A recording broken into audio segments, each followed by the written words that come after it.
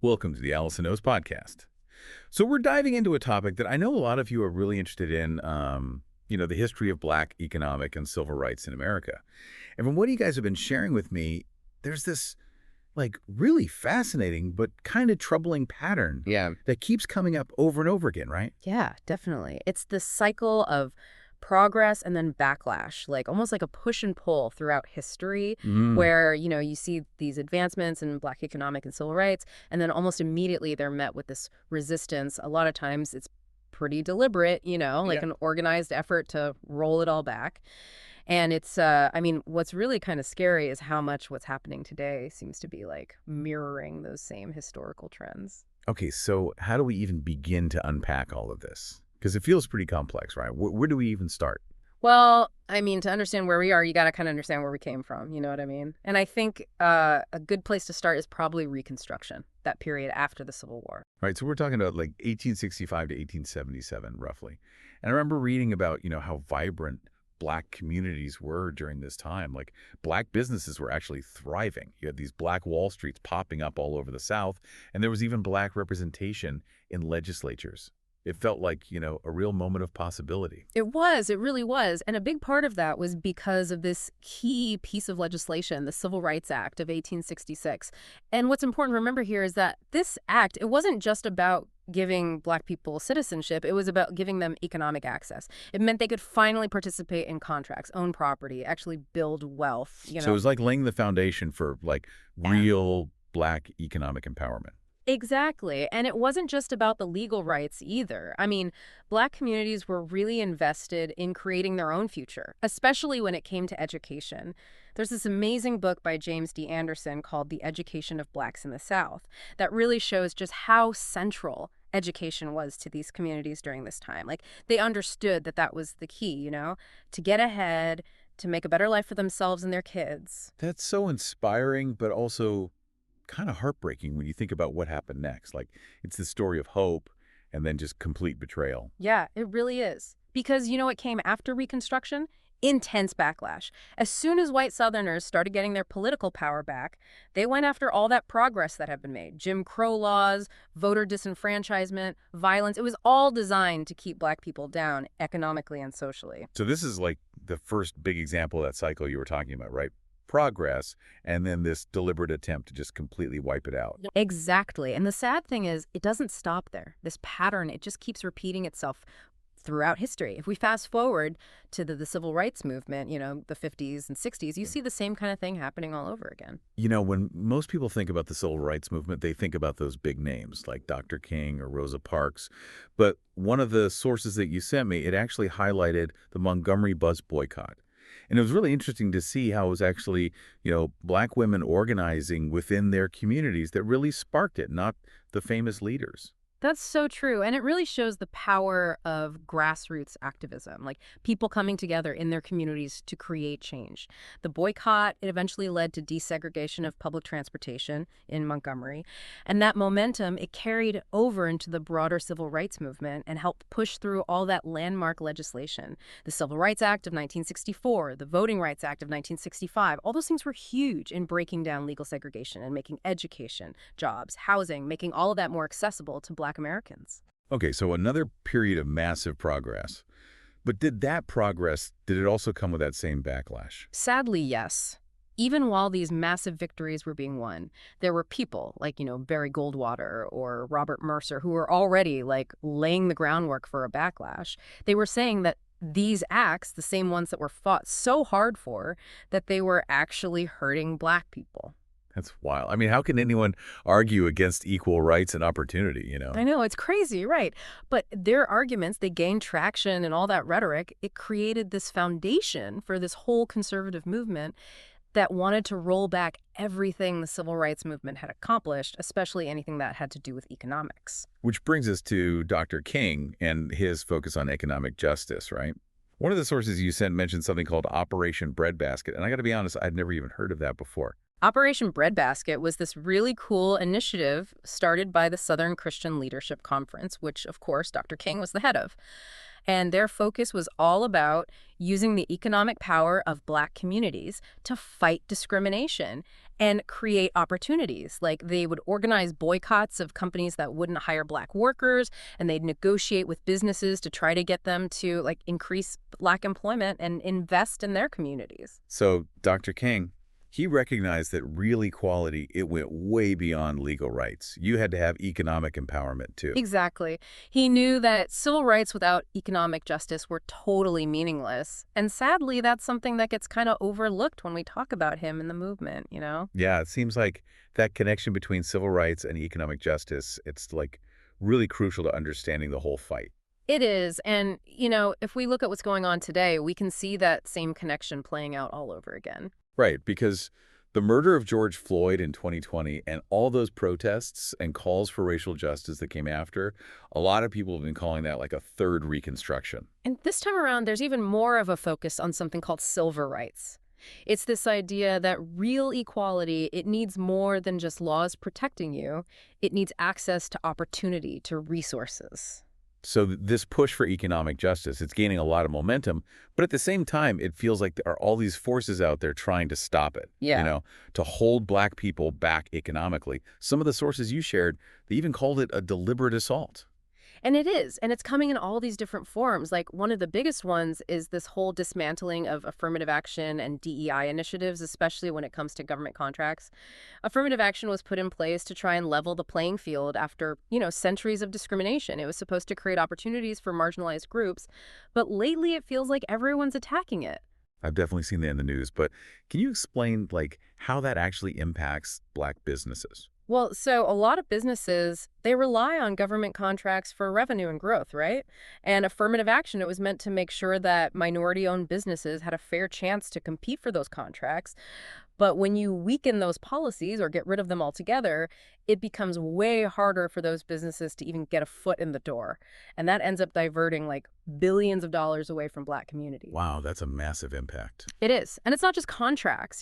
Black Americans are overrepresented in federal jobs, and we're seeing all these attacks on federal workers, like budget cuts, weakening of unions. All of that disproportionately impacts Black workers, which makes it harder for them to have economic stability. So it's like this domino effect. Yeah. Fewer jobs means less income, which means you can't buy a house or save or invest, and it just ripples out for generations. That's exactly it. And it goes even further, like they're attacking affirmative action in higher education too, and cutting scholarship programs that were designed to help minority students.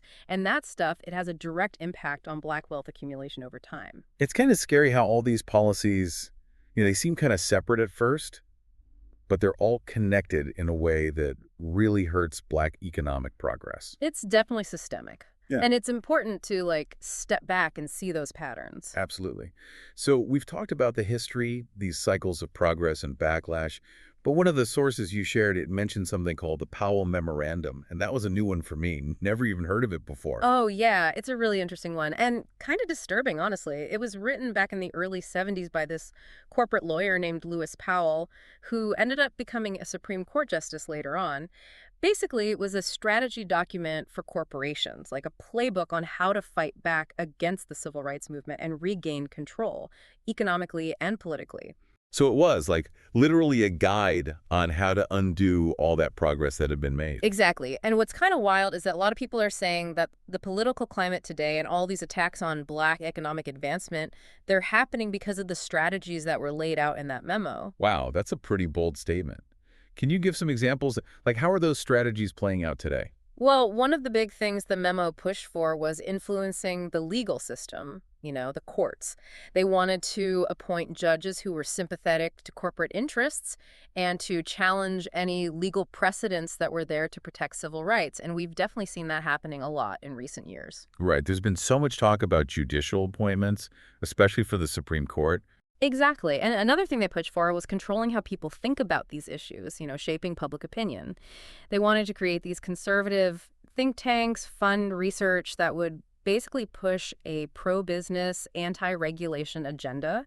And we've seen how effective that's been, right? Like there are so many conservative think tanks and media outlets out there that have really influenced how people see the world. So it's not just about laws and policies. It's about controlling the narrative, making people think about these issues in a certain way. You got it. The Powell Memorandum, it was basically the blueprint for how to shift power back to corporations and away from all the gains that were made during the civil rights movement. It's a long game, but it's been pretty effective. It's pretty unsettling, honestly. It makes you wonder, like, if this has been so successful, how can we even fight back? That's the big question, isn't it? And it's one that we all need to be asking ourselves. But before we get into solutions, I think it's important to zoom out a little bit and look at this in a bigger context, a global context. Okay, so how does what's happening in America connect to all that?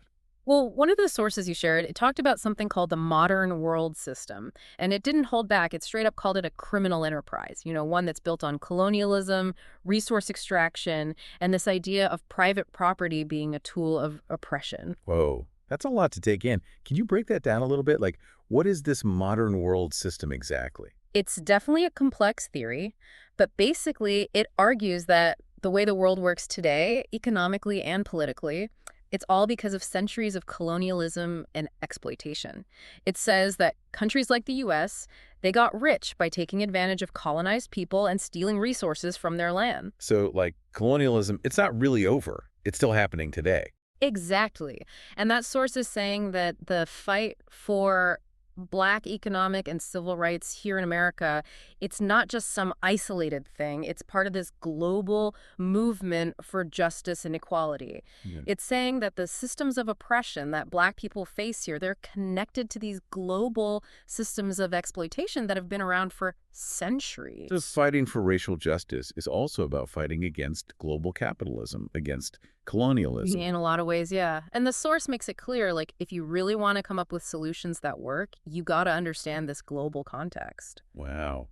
Okay, there's a lot to unpack here, and honestly, it feels like we've only just scratched the surface. We have, but I think this has been a good start. It's given us a good foundation for understanding the history and what we're up against today. I agree. And it's clear that this is something that needs our attention. It needs us to take action. So where do we go from here? What can we do about it? What can our listeners do to make a difference? I guess we'll have to dive into those questions next time. So, we've been talking about all this heavy stuff, this whole history of progress and then getting knocked back down, when it comes to Black economic and civil rights. And I'm sure some of you are like, okay, so what now? What can we even do about all this? It's like these systems are so huge and powerful. It does feel kind of overwhelming, to be honest. Like, where do you even start to, dismantle something that big? Right. It's a lot, for sure. And I think the first thing to remember is that there's no, easy fix. You know what I mean? Yeah. There's no one thing you can do to make it all better. It's going to take a lot of different approaches, hitting it from all sides, both tackling those big systemic problems and finding ways to empower people within those systems. Okay, so let's break it down a little. What are some of the key areas we should be focusing on? Well, one thing that kept popping up in the stuff you sent me was this idea of economic self-sufficiency. Building up Black businesses, that whole doing for self thing. It definitely resonates with a lot of people, and there's a strong argument for building Black economic power from the inside out. Yeah, I get that. Yeah. But some people are also worried that, doing for self can only get you so far when you're in a system that's basically designed to hold you back, how can you really be self-sufficient when you're getting shut out of certain industries or you can't get access to the capital you need? Exactly. That's the thing. You can't just ignore those systemic barriers. A lot of the sources you shared, they talked about how many industries, they're totally reliant on contracts. And if Black businesses are getting systematically excluded from those opportunities, then yeah, doing for self is going to be way harder.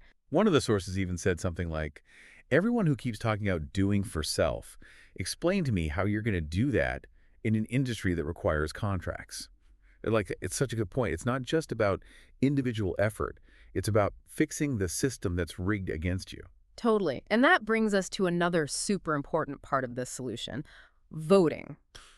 Getting involved politically, the sources were really clear about this. Black voters, they have the power to change things, but they got to use it, and they got to use it consistently. I remember reading that quote, too, voting and elections, they have consequences. Sure. And the sources gave some pretty scary examples of elections where, not enough Black people voted, and it ended up hurting them. Like that one in Mississippi where Cindy Hyde-Smith beat Mike Espy. They said over 100,000 Black voters just didn't show up. That's a lot of votes. It's huge. And it shows how important it is to vote in every election, not just the presidential one. Local elections, state elections, That's where a lot of the policies that directly affect people's lives are decided. And the sources were saying, like, low Black voter turnout, it's connected to all those policies we've been talking about, getting rid of affirmative action, cutting education, attacking Black economic opportunity. It's like this vicious cycle. People don't vote, so politicians get away with hurting them, and then people feel even more discouraged from voting. We got to break that cycle, you know? So voting is key. Supporting black businesses is key. But there's this other thing that the sources kept bringing up, too. Independent black media. Why was that such a big deal? Because media is powerful, right? It Yeah. shapes how we see the world. And when most of the media is controlled by corporations, by people Yeah. who don't necessarily have our best interests at heart, we need those independent voices, those outlets that are gonna tell the truth, Okay. even when it's uncomfortable. Right, because if we're going to change the system, we have to change the story. We need media that's accountable to the people, not to advertisers or politicians. You got it. And they even name dropped some specific outlets like Roland Martin Unfiltered, the Black Star Network. They said those platforms, they're the ones who can really speak truth to power, without worrying about who's paying the bills. One source even called them weapons in the war for black liberation. That's a pretty intense way to put it. It is, but it gets the point across. Those outlets, they're important. They help shape public opinion, and they hold those in power accountable. Speaking of accountability, one of the sources mentioned that thing about the FBI files on Dr. King, the ones that are supposed to be coming out soon. That whole thing just feels wrong, like they're trying to erase history or twist it to fit their own agenda. It's definitely worrying. It makes you realize how fragile our history is, especially when so much of the media is controlled by, the people who benefit from the status quo. And that's why I think those independent black media outlets are so crucial. They're not just reporting the news, they're preserving history, they're telling our stories, making sure they get passed down. It's about truth and about challenging all those narratives that have been used to justify oppression for so long. Couldn't have said it better myself. And that's why we got to support them, not just by watching and listening, but by actually putting our money where our mouth is, subscribing, becoming a member, donating if you can, spread the word, share their stuff, amplify their voices. Those outlets, they need our help to survive. So we've got voting, supporting black businesses, supporting black media. Those are all things people can actually do. But it makes me think back to that whole global thing we were talking about earlier. Like, if this is part of a system that's been around for centuries, how do we even begin to dismantle something that big? That's the million-dollar question, right? And it's not something we can solve just by talking about it, but the sources did have some ideas about where to start. Like they said, it's important to understand the history of the system. How did we get here? How did colonialism and resource extraction and the whole idea of private property, how did all that get used to create and maintain inequality? So knowledge is power. Like, the more we understand how the system works, the better we'll be at figuring out how to change it. Exactly. But it's not just about knowing stuff. The sources also talked a lot about the power of working together, building coalitions with other groups who are also getting screwed over by the system, challenging those in power, demanding accountability. That's how we start to create real change. This whole conversation, it feels like it's opening up more questions than answers, but I think that's a good thing. It's making me think more deeply about these issues and seeing how everything's connected. I think that's a great outcome, because the worst thing we can do is get complacent. We got to stay informed, stay involved, and keep fighting for a better world. I couldn't agree more. This has been a really eye-opening conversation, and I'm sure our listeners are getting a lot out of it too. But, before we get too deep into solutions, we need to take a quick break. When we come back, we'll explore some more concrete actions you guys can take, and we'll wrap up this deep dive with some final thoughts. Okay, so we're back, and I got to say, this has been a really intense deep dive. We started out talking about these historical cycles, like all that progress and then the backlash when it comes to black economic and civil rights. And yeah, we saw how those same patterns are still happening today. All these efforts to like hold Black people back economically. Definitely a lot to think about. But as we wrap up, I want to focus on what can we actually do about all this? You've already talked about voting, supporting black businesses, supporting black media, all super important. But what else can our listeners do to make a real difference? Well, one thing that really stood out to me from all the stuff you sent me was this focus on education. And I don't just mean like going to school. I mean like really educating yourself, learning about the history of all these systems, how they work, and, how people have fought back against them in the past. So like knowledge is power kind of thing? Exactly. The more we understand about how these problems started, the better we'll be at finding solutions. And that learning, it doesn't have to come from a classroom. There are so many resources out there, books, documentaries, podcasts like this one. You could even start a study group with your friends, learn together. That's a great idea. I love that. Learning as a group. Way more fun, and you can bounce ideas off each other. For sure. And as you're learning, don't be afraid to question your own beliefs. We all have biases. We all have these assumptions that we've picked up along the way. It's good to take a step back and be aware of how that might be shaping how we see things. Yeah, that's so important. We got to be willing to unlearn some of the stuff that we've been taught, especially if it's harmful. Totally. And once you've learned something, don't keep it to yourself.